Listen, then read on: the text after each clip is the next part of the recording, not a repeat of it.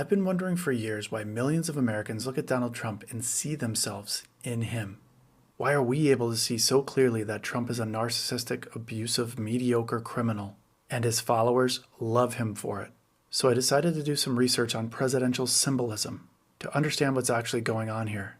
Donald Trump mocked a disabled reporter on camera in front of thousands of people. He attacked a Gold Star family on national television. He became the first convicted felon to get elected as President of the United States of America. Even all of that and the approval amongst his base did not move. Not after any of it. Presidents do not just change policy. They change who the country believes deserves power. When Barack Obama became president, he broke a barrier that should have been broken a century ago. Trump also broke a barrier, but it's not the flex you think it is. He opened a door to hate, racism, crimes, and bigotry. That door should have remained shut forever. And yet here we are. Where have we gone wrong? Here are the 5 psychological reasons Trump's base sees themselves in a narcissistic abuser like Trump. 1. The psychological wage of whiteness. For over 200 years, every American president was white. Every presidential inauguration confirmed the same assumption. The highest office in the country belonged to one racial group. In 1935, sociologist W.E.B. Du Bois studied why poor white workers in the American South sided with wealthy white landowners instead of with black workers who shared the same economic struggles as they did. He found that whiteness itself worked as a form of compensation.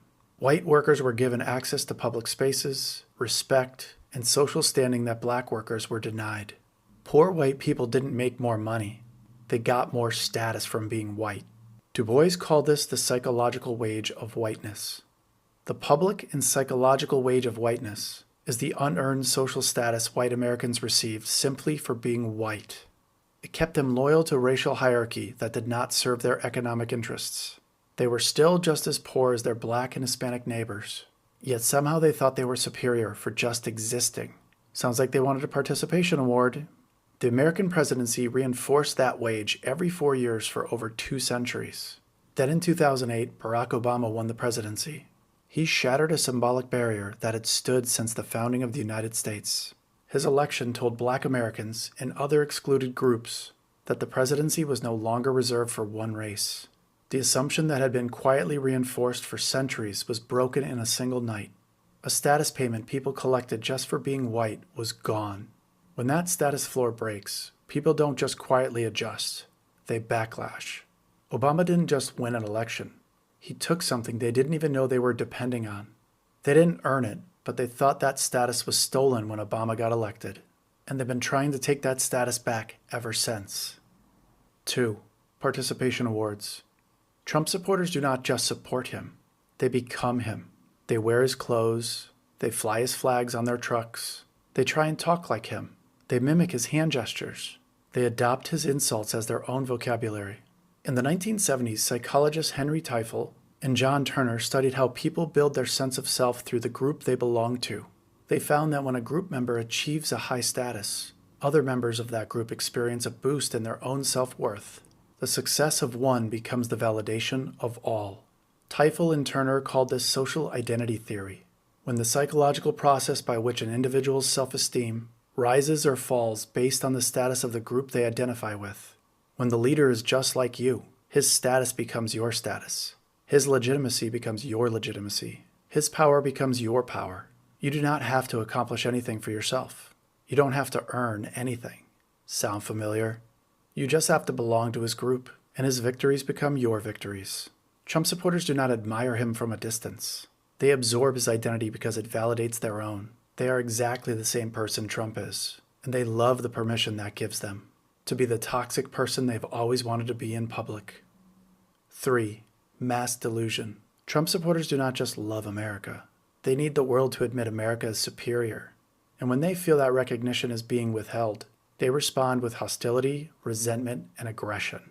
In the early 2000s, psychologist Golok de Zavala studied people whose attachment to their group is driven not by pride, but by a deep insecurity that their group's greatness is not being recognized.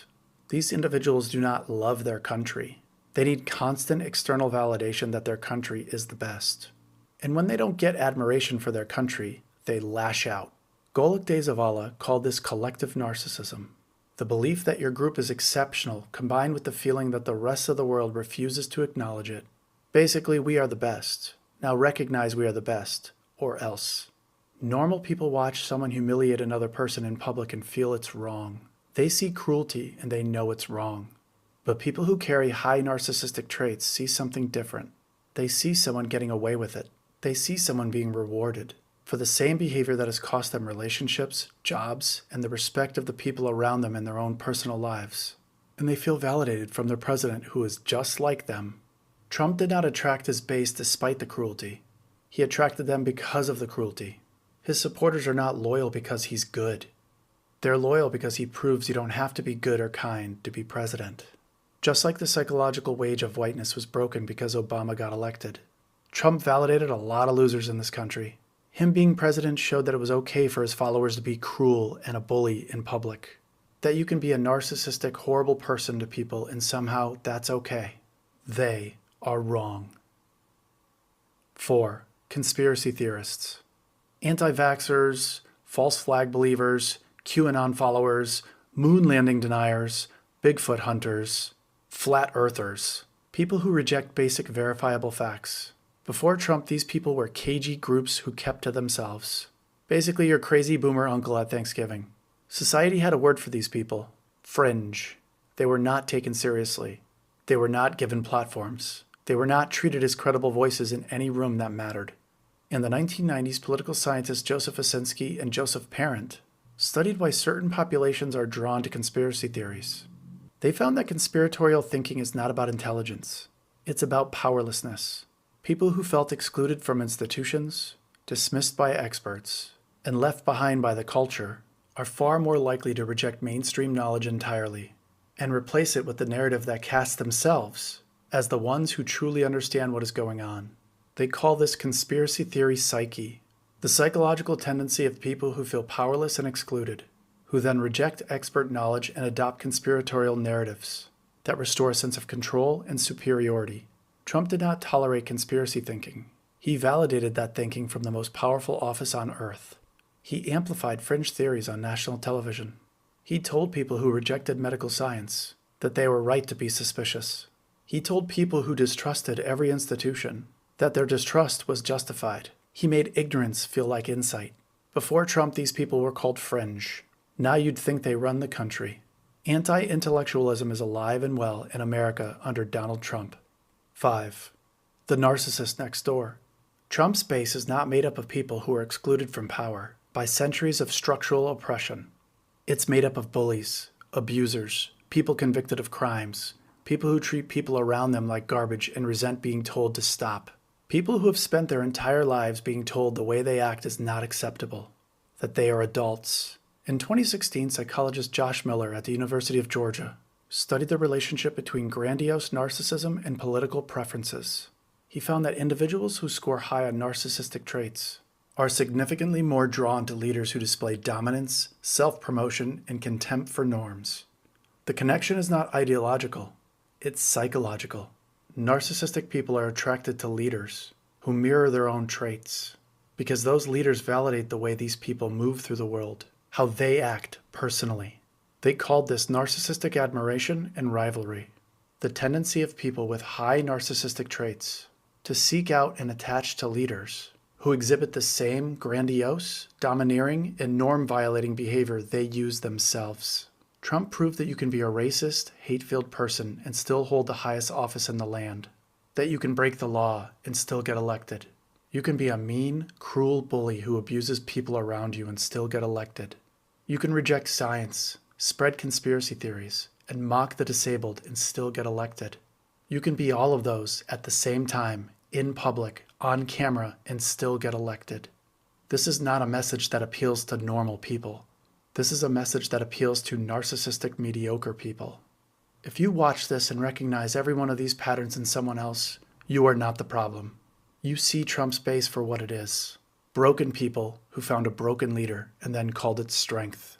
Now, if you watch this and it made you angry, if one of these things I was talking about felt like a personal attack, you are the problem.